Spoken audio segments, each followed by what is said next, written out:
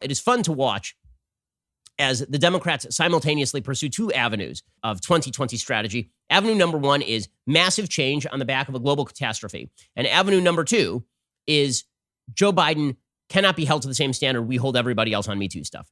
And that's really fun to watch because it really undercuts Biden on two separate levels. On the one hand, Biden likes to say that he is basically the status quo candidate, the status quo anti-candidate. We're going to go back to the great days of Obama. Remember how great it was? Wasn't that great? Remember how fantastic it was back in the days of Obama? Well, you can have that back if you just vote for Joe Biden. Also, we're going to radically revise the American bargain. Right? So he's undercutting his own message there. And then on the second plane, he is, I am a return to class in the White House and decency, and all men should be held accountable. And also, Tara Reade's a damned liar. And we are going to ignore everything she has to say. And we're going to call for due process because now when it's Joe Biden, we want due process. Now, listen, I think that Joe Biden has every right to say this never happened. I think Joe Biden has every right to evidence. I think Joe Biden has every right to suggest that people ought to hold people to a process of evidence and due process standards. I think that's all right.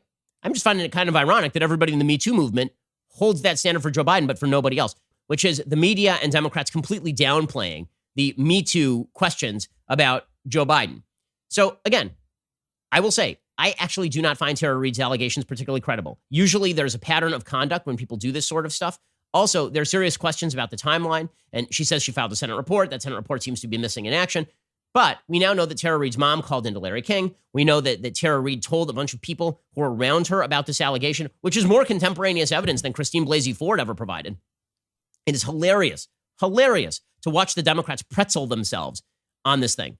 I mean, it really is incredible. So let's take, for example, this feminist Me Too leader, the Me Too founder. Her name is Tarana Burke.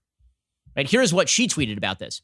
I took a moment away from work and movement-related issues to be present where I was needed as my family was affected with COVID. But I know many of you are wondering about my take on the Tara Reade story, 1 out of 14. Nothing like a long Twitter thread. My stance has never wavered. Survivors have a right to speak their truth and be given the space to heal. The inconvenient truth is that this story is impacting us differently because it hits at the heart of one of the most important elections of our lifetime. And I hate to disappoint you, but I don't really have easy answers. Oh, don't you? Oh, don't you? Weird, because I have a feeling that if these allegations were made about Donald Trump, and they were, you would not be, well, this impacts the election. I have some serious concerns. It says there are no perfect survivors, and no one, especially a presidential candidate, is beyond reproach. So where does that leave us?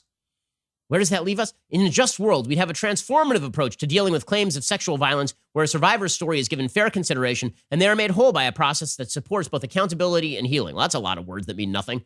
Well done there.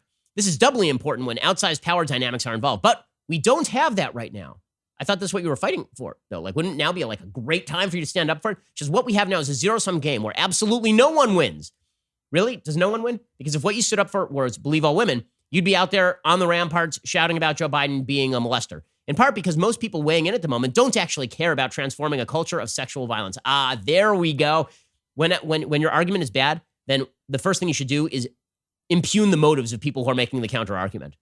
Right? When your argument is bad, definitely impugn the motives of people covering it. The story is not that a woman came out and accused. Can we say credibly accused? When do we get to use credibly accused? Because that was the word with Christine Blasey, is credibly accused. And they kept using credibly accused long after her story completely fell apart. Credibly accused. Okay, so we can't say credibly accused about Tara Reade for some reason. And then I love the fact that she's like, well, we can't trust people who are asking questions because their motives are bad.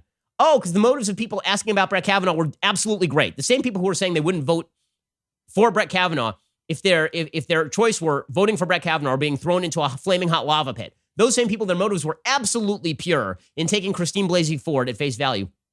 Tarana Burke, Me Too founder, says, many of you are only interested in this story because you are entertained by the trauma of others or because it has the potential to be politically expedient with no real regard for the survivor. Weird, because if you had regard for the survivor, it seems like you'd be taking her story super seriously. But right now, it seems like you're kind of dismissing her story because you like Joe Biden. Isn't that really what's going on here? Hey, isn't this just a variation of the Nina Burleigh argument that was made in 1998 during the Lewinsky scandal, in which Nina Burleigh, who was, I believe, writing for Time magazine at the time, said that she would do what Lewinsky did to keep abortion legal? Tarana Burke says, on the one hand, Tara Reade has been afforded the opportunity to speak her truth through mainstream media reporting on her claims and ongoing investigative journalism. Has she, though? Because no one's had her on MSNBC. Nobody's had her on CNN. The New York Times made one report on it on April 12th, and that's it. Really, was that the fair shake? She should have been able to come forward in a process where she was treated fairly in a trusted system. Instead, like other public survivors before her, she had to rely on journalists in order to be heard, precisely because the system for survivors are not in place. You know who she should have gone to is you, Tarana Burke, and then maybe you should become a her advocate. You're the Me Too lady. You're the Me Too lady, and you're like, well, this is a complicated issue.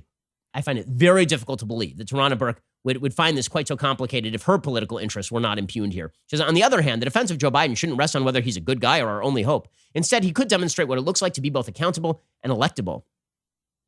Oh, is that how? Meaning at a minimum, acknowledging that his demonstrated learning curve around boundaries with women at the very least left him open to all of this.